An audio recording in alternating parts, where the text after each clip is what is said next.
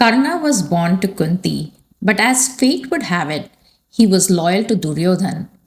Let's begin the tragic tale of one of the most beloved character of Mahabharat, Karna. Mahabharat.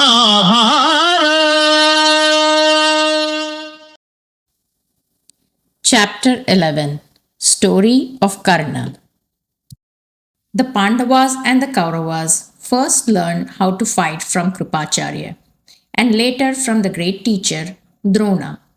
One day, a big show was planned so the princes could show their skills with weapons. The royal family was there, and people from all over the city came to watch. The crowd was huge and full of excitement. Arjun stepped into the arena and amazed everyone. His arrows flew like magic. People cheered loudly, but Duryodhan watched with jealousy burning in his eyes. Just then, a loud sound boomed through the arena like thunder. Everyone turned to look. A strong, shining young man walked in. His presence was powerful, almost glowing. He saluted Drona and Kripa with barely a glance and then marched straight towards Arjun. This young man was Karna, though no one knew he was actually Kunti's firstborn son. In a deep voice, Karna said, Arjun, I can do everything you just did, and even better. Drona allowed it, and Karna calmly repeated all of Arjuna's amazing moves, almost as if it were easy. Duryodhana's joy exploded. He ran to Karna and hugged him. Welcome, he said. This kingdom is yours. Anything you need. Karna smiled and said, All I want is your friendship and a chance to fight Arjun one on one. Arjun grew angry. He glared at Karna and said, You don't belong here. You came uninvited. You will fall by my arrows today. Karna laughed a sharp, cold laugh. This arena belongs to everyone, he said. Stop talking and fight. The two heroes prepared to battle. Even the gods, Indra and the sun, appeared in the sky to watch. Far away, Kunti saw Karna and recognized him instantly as her firstborn son. Shock hit her so hard she fainted. Before the fight could begin, Kripa stepped between them and said, Stop. A prince can only fight someone of equal birth. Karna, tell us who your parents are. Karna looked down, ashamed. He had no answer. At once, Duryodhan stood up and said, If the only problem is that Karna isn't a prince, then I will make him one. He then crowned Karna the king of Anga, giving him jewels, a crown, and royal robes. Just then, Karna's foster father, an old charioteer named Adhirath, entered the arena. Karna bowed to him with tears in his eyes. The old man hugged him with shaking arms. Seeing this, Bhim laughed cruelly. Oh, so he's just a charioteer's son. You don't deserve to fight Arjun or rule anything.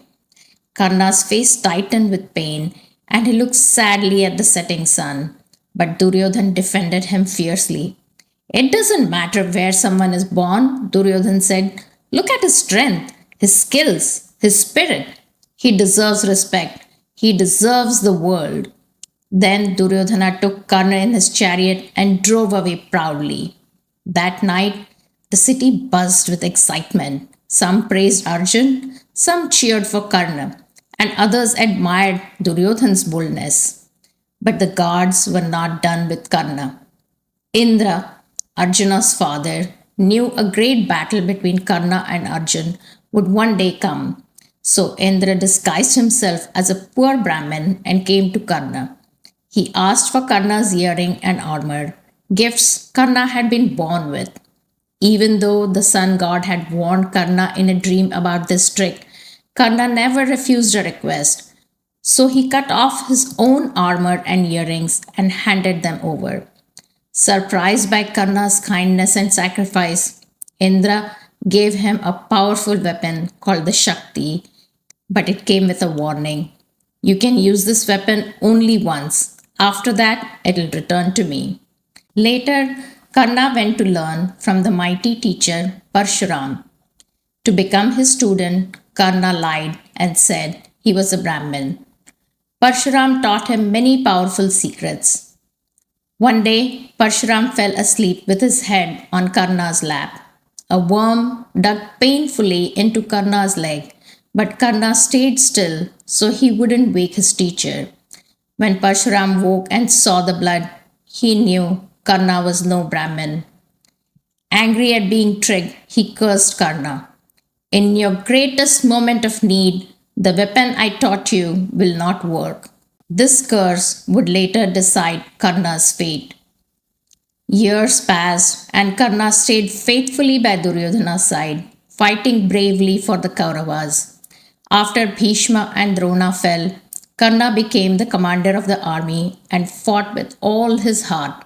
But during his final battle with Arjun, Karna's chariot wheel got stuck in the ground.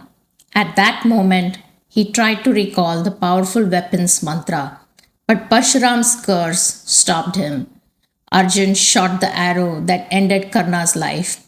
When Kunti heard the news, her heart broke.